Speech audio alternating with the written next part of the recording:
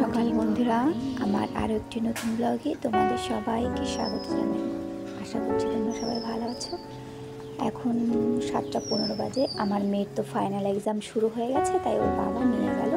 আজকে ওর এক্সামটা মর্নিংয়ে আছে, মানে 7:30 থেকে। যাই হোক, চলে গেল ওরা। এবার আমি একাকে সমস্ত কাজ আস্তে আস্তে সেরে নেবো। তা অনেক দিন বাদে না, অনেক দিন বলতে তো বোধহয় 2 মাস 3 মাস তো হবেই। 2 মাস 3 মাস বাদে আমি আবার ফুল তুলছি।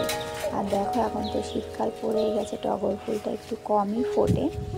আর আমাদের এই গাছটা, মানে টগর ফুল গাছ, আরও যে সমস্ত গাছ এই পাশে রয়েছে না, এই যে পাশের বাড়িটা দেখছো হচ্ছে, এই বাড়িটার মানে বালি সিমেন্ট পড়ে পড়ে আমাদের সমস্ত গাছগুলো নষ্ট হয়ে গেছে, জানো না।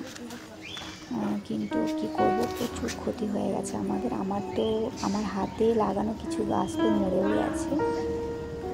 যাই হোক, কিছু তো করার নেই। আর নীলকণ্ঠ ফুলটাও খুবই কম দেখছি হচ্ছে। নীলকণ্ঠ গাছটাকে না আমাদের এখান দিয়ে মাঝে মাঝে কয়েকটা গরু যায়, জানো তো। মানে এই ধরো আমাদের বাড়ির একটু এগিয়েই একটা বাড়িতে গোয়াল আছে, সেই গরুগুলো এখানে যখন যায়, তা 2-1 দিন আমি দেখেছি যে গরুগুলোকে নীলকণ্ঠ গাছ খেয়ে নিয়েছিল। যাই হোক, ওই গাছটাও কেমন একটা হয়ে গেছে। বিছানা গুছিয়ে নিলাম, এবার আমি সমস্ত ঘরগুলো ঝাড় দিয়ে নিচ্ছি।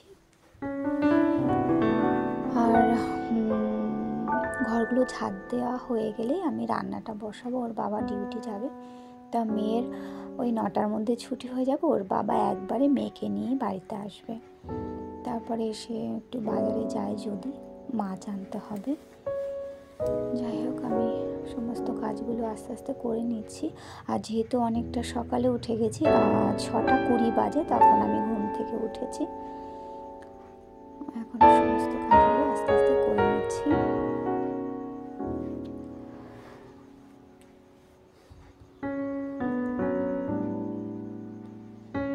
আর তোমরা দেখলেই পাশের বাড়ি ওনাদেরই এই যে সামনে দেখছো বস্তায়, মানে বালি সিমেন্ট না, বালি তারপরে পাথর যা হয় সমস্ত কিছু ওনারাই রেখে দিয়েছে।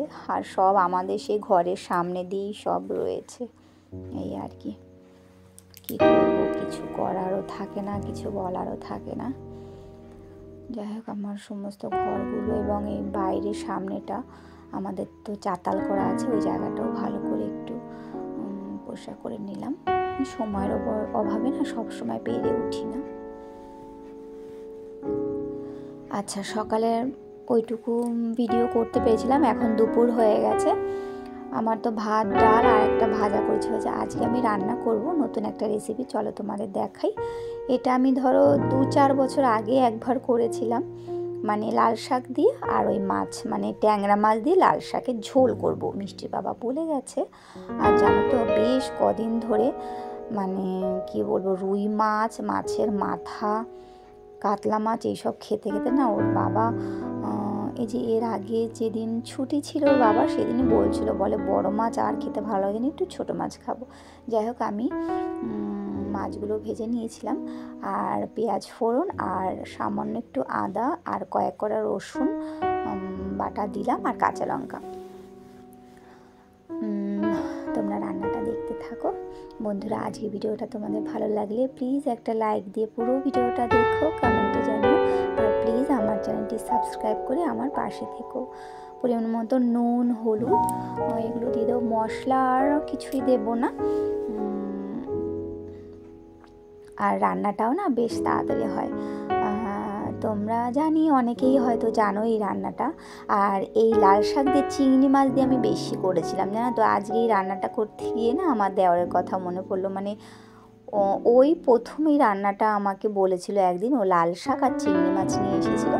তখন বললো, বৌদি, আমাকে বলেছিল, মানে 4-5 বছর আগের কথা বলি, তখন তো বাড়িতেই থাকতো, বলেছিল, বৌদি লাল শাক দিয়ে চিংড়ি মাছের ঝোল করতে পারবে? তখন আমি বলছিলাম, ভাই, আমি আমার দেওরকে ভাই বলে ডাকি, বললাম যে ভাই কীভাবে করতে হবে বলো, আমি সেভাবে করবো। ও সত্যিই রেসিপিটা পুরোটাই বলেছিল আমাকে। তা আজকে তো আর চিংড়ি মাছ দিইনি, আজকে এই ট্যাংরা মাছ দিয়েই করবো।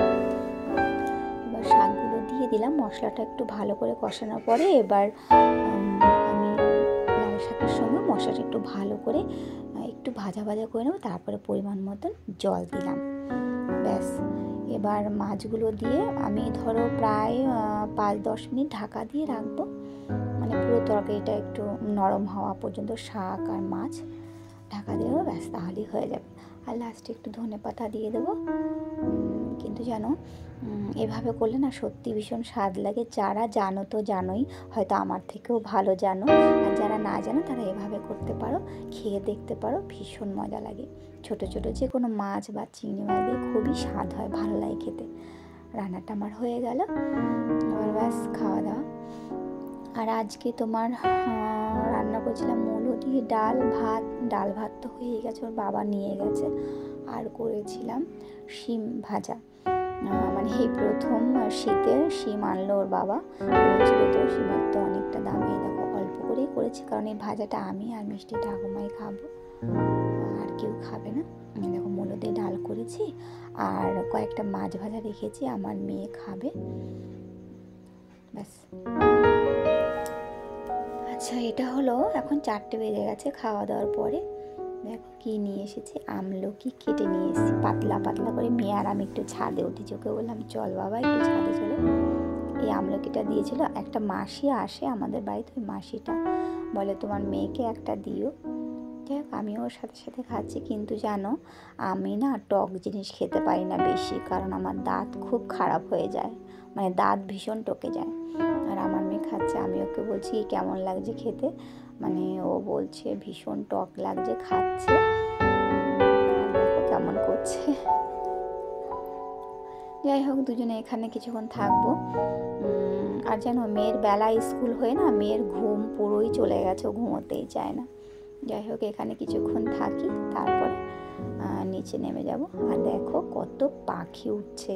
পাখি বলতে আমি এগুলোকে কাকই দেখতে পাচ্ছি, আর কোনো পাখি বোঝা যাচ্ছে না।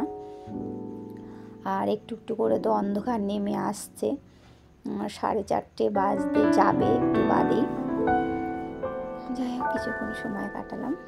আর ভিডিওটা তাহলে আজ এখানেই রাখি বন্ধুরা। তোমরা ভালো থেকো, সুস্থ থেকো, সাবধানে থেকো। আবারও দেখা হবে আরও একটি নতুন ভিডিও নিয়ে।